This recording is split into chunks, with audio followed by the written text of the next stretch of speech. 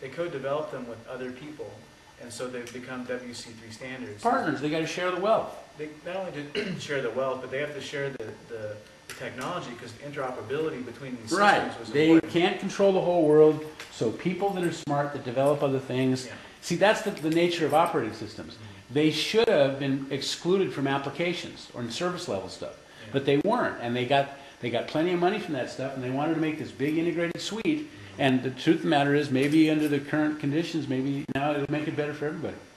Well, I think that it's good that Microsoft has competition, and I think it's good that, but I also think it's good that they've done very well, because they have a nice operating system. They provided people like me opportunities to be involved in computers and develop software. Yeah, but Calvin, if it wasn't Microsoft, it would have been something else. The bottom line is, you worked with a fairly and that had huge numbers and everything, and to your credit, you've created a solution that big, huge companies are charging way more money for, and don't necessarily work that good, because everything in the CRM universe talks about that the bells and whistles that are implemented across an entire system mean that they don't get good integration.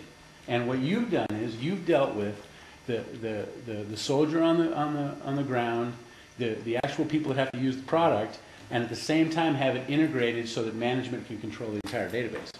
There's a certain integration that that happens these days called service-oriented architecture. That you have your core application that has databases and things of that nature, but because of web services, I can now reach out and validate an address. So it's kind of like Iron Man has more than one suit.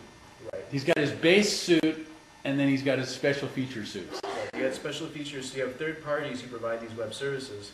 I can take contact information, go validate it with a validation service. If I want to do some automated phone calls, I can send that out and have that done. I want to send an internet fax, it can reach out, connect to that service and do that. So the service-oriented architecture allows us to do things, everything from, if you want to pull up if you have a region of leads and you want to find out what the unemployment rate is, because maybe it's not worth calling that area, you can reach out, find out what the unemployment rates are. Now, how does XML structuring work out in terms of a lot of the web interface? It's basically formatted text that gives you field information so that you can absorb it. So is XML part of your sensitivities? Yeah, XML is built into .NET from the ground up, so everything is wrapped around this XML idea. And then you have web services, which is basically a SOAP envelope, which is just XML and XML interchanges. And there's always really great XML parsers that work well, because HTML parsers work differently than XML parsers, even though they're based on the same SGML standard from the 60s or whatever. But so XML is kind of throughout the whole application, but you don't necessarily need to know it's there. Just like there's wires and hoses in your car, you don't need to necessarily understand them in order to drive the vehicle. So that's basically not if you expect to sell it to anybody, Kelvin. Right. But so your basic problem has been, you've been dealing with people up the food chain, and you've been a spoke in a bigger wheel, and a lot of these upstream companies have basically melted on you.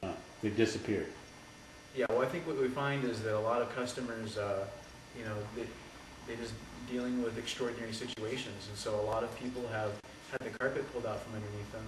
Now, when you say customers, see, you're basically talking about your client base has been that you've been a module in a bigger architecture, so some of those big companies have melted, and the support on those products, if they're not absorbed by another big company, is going to go away.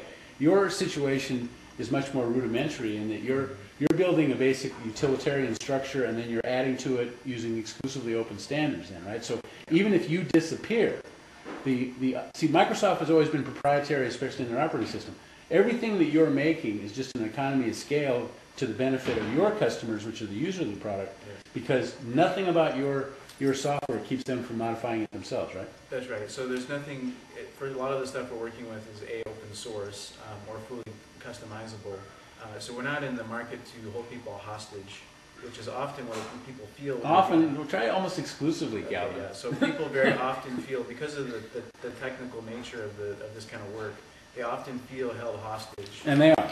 And it's completely appropriate for them to feel that way. And it's true that many people are holding them hostage or have held them. And that's the key to their profit model. And that, well, maybe it's the key to the profit model in certain instances, but eventually it doesn't work, because like I was telling you about the Magic customer. Well, in your particular case, if you disappear and die, it's not going to hurt your customers at all. I would say that it would hurt End them a users little of bit. your... Well, Calvin, not relatively speaking, because what the bottom line is, They might miss me you a have little bit. used commonly available powerful libraries without any allegiance to any exclusive, what do you call it, hostage-taking type of protocols. Yeah, and isn't that the way of the future? No one is being held hostage, so they And the entire history, recent history of the IT business is holding people hostage, so they're stuck with it.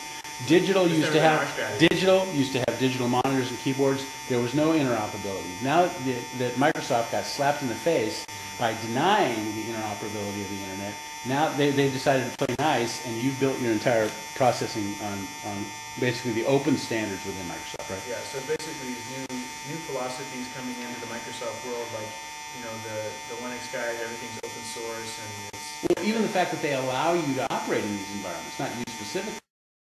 One time they resisted anybody that didn't have a formal relationship with them, right? It was only partners. yeah. Yeah. And you certainly aren't big enough to be a partner. You didn't go to the right schools to be a partner. Well, we are a Microsoft partner. We're an ISP partner. But I know, but you're nitpicking here, dude. Yeah. What I'm saying is the partnerships were the only way to play Microsoft. Yeah. You had to write the stuff in C++, and it was a very strict environment. And now through the evolution of people having to deal without Microsoft's blessing, they've developed all these open source things that now Microsoft has come around and accepted. Yeah, we have to keep in mind that at Microsoft, they're just people too, right? So there's new generations of people. Most of the people who work at Microsoft are younger than me.